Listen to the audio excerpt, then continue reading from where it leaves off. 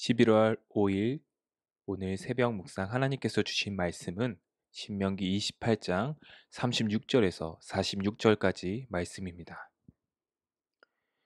여호와께서 너와 내가 세운 내 임금을 너와 내 조상들이 알지 못하던 나라로 끌어가시리니 내가 거기서 목석으로 만든 다른 신들을 섬길 것이며 여호와께서 너를 끌어가시는 모든 민족 중에서 내가 놀람과 속담과 비방거리가 될 것이라. 내가 많은 종자를 들에 뿌릴지라도 메뚜기가 먹음으로 거둘 것이 적을 것이며 내가 포도원을 심고 가꿀지라도 벌레가 먹음으로 포도를 따지 못하고 포도주를 마시지 못할 것이며 내 모든 경내에 감람나무가 있을지라도 그 열매가 떨어짐으로 그 기름을 내 몸에 바르지 못할 것이며 내가 자녀를 낳을지라도 그들이 포로가 되므로 너와 함께 있지 못할 것이며 내 모든 나무와 토지 소사는 메뚜기가 먹을 것이며 노예 중에 우거하는 이방인은 점점 높아져서 내 위에 뛰어나고 너는 점점 낮아질 것이며 그는 내게 꾸어줄지라도 너는 그에게 꾸어주지 못하리니 그는 머리가 되고 너는 꼬리가 될 것이라. 내가 내 하나님 여호와의 말씀을 청종하지 아니하고 내게 명령하신 그의 명령과 규례를 지키지 아니하므로 이 모든 저주가 내게 와서 너를 따르고 내게 이르러 마침내 너를 멸하리니 이 모든 저주가 너와 내 자손에게 영원히 있어서 표징과 훈계가 되리라. 아멘. 순종의 길을 선택하라는 제목으로 새벽 묵상 함께 나누시도록 하겠습니다. 신명기는 계속해서 우리에게 불순종에 대한 경고의 메시지를 전달하고 있습니다. 어쩌면 축복에 대한 말씀보다 저주의 말씀이 너무 길게 나오는 것이 우리에게 부담이 될 수도 있습니다. 그러나 우리는 이 부분을 그냥 넘어가서는 안 될 것입니다. 그것은 마치 중요한 계약서를 작성하거나 보험을 들 때 혜택 부분만 살펴보고 해당 사항을 어기시 올 수 있는 불이익에 대한 조항을 그냥 넘기는 것과 같습니다. 이러한 것들을 안 보는 것과 같은 것이죠. 이스라엘은 지금 하나님과 중요한 계약을 체결하고 있습니다. 이 계약은 영원한 계약입니다. 무엇보다 중요하며 엄숙하며 이스라엘 백성에게 강력한 구속력이 부여되는 순간이기 때문에 이스라엘 백성들은 축복과 저주, 이 모든 말씀들을 꼼꼼히 들어야만 했습니다. 그러므로 우리도 이 말씀을 꼼꼼히 살펴보아야 하는 것이죠. 오늘 본문에서는 하나님께 불순종할 시 첫 번째로 36절 전반에 왕과 백성들이 이스라엘에서 쫓겨나 이방 나라의 포로로 끌려간다고 기록되어 있습니다. 이것은 고대 세계 많은 패전 국가가 경험한 암울한 현실이었습니다.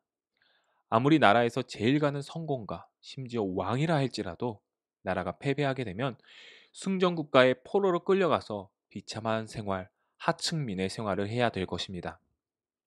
36절 후반에는 포로로 끌려간 백성들이 목석으로 만든 이방신을 섬기게 될 것이라고 말하고 있습니다. 이스라엘 백성들은 나중에 몰래 몰래 이방신을 섬깁니다. 그러나 이제 몰래 섬기는 것이 아닌 강압적으로 어쩔 수 없이 이방신을 섬겨야 되는 상황이 옵니다. 그러나 하나님은 이제 절대 섬길 수 없게 됩니다. 이것은 자유가 아니라 엄청난 저주이죠. 하나님을 섬기고 싶어도 섬길 수 없는 그런 상황이 이스라엘 가운데 온다는 것입니다. 신앙생활을 하는 것이 아닌 우상 숭배 생활을 온종일 해야 된다는 것이죠. 이것은 저주 중에 저주였을 것입니다. 38절 메뚜기가 땅의 모든 소산을 먹어치울 것이라고 기록되어 있습니다. 이러한 메뚜기는 150만 명의 한 끼 식량을 하루 안에 먹어치울 수 있는 무시무시한 존재라고 합니다. 지금도 메뚜기는 아프리카를 넘어 중국에서도 많은 사람들에게 고통을 주는 큰 재앙으로 여겨집니다. 39절에 포도원을 가꾸어도 포도를 먹지 못한다고 합니다. 40절에 감람나무의 올리브 열매도 먹지 못한다고 합니다. 포도와 올리브 열매는 이스라엘에서 아주 흔한 생산품이었습니다. 대표적인 생산품이었습니다. 포도와 올리브 열매를 먹지 못한다는 것은 그만큼 극심한 재앙에 시달리고 있다는 것이죠. 아무리 가뭄이 와도 올리브와 포도즙은 먹을 수 있었습니다. 그러나 이러한 재앙이 왔다는 것, 특별히 이스라엘은 건조하기 때문에 계속해서 올리브 기름을 몸에 발라야 된다고 합니다. 근데 올리브 열매가 없습니다.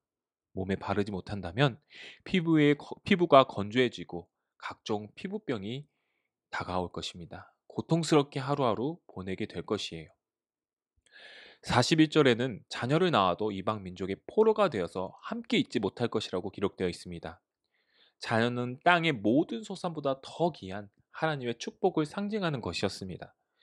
이러한 자녀의 축복을 이방 민족에게 빼앗긴다는 것은 너무나도 크나큰 저주였습니다. 43절, 44절에는 하나님께서 아브라함에게 약속하신 번성의 축복, 이것과 상반되는 내용이 나옵니다. 이스라엘의 경제는 어려워질 것이며 이방인들이 더 높아질 것이며 이스라엘은 낮아지고 낮아져서 꼬리가 되고 시들어 볼품이 없어질 것이라고 기록되어 있습니다. 한때는 이스라엘이라는 나라는요, 주변 국가들의 두려움의 대상, 부러움의 대상이 될 것입니다.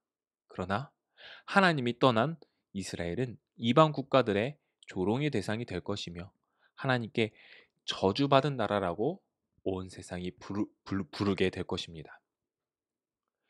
우리는 이러한 저주의 내용이 구약 성경 후반에 가면 정말로 실제적으로 펼쳐진다는 것을 알고 있습니다.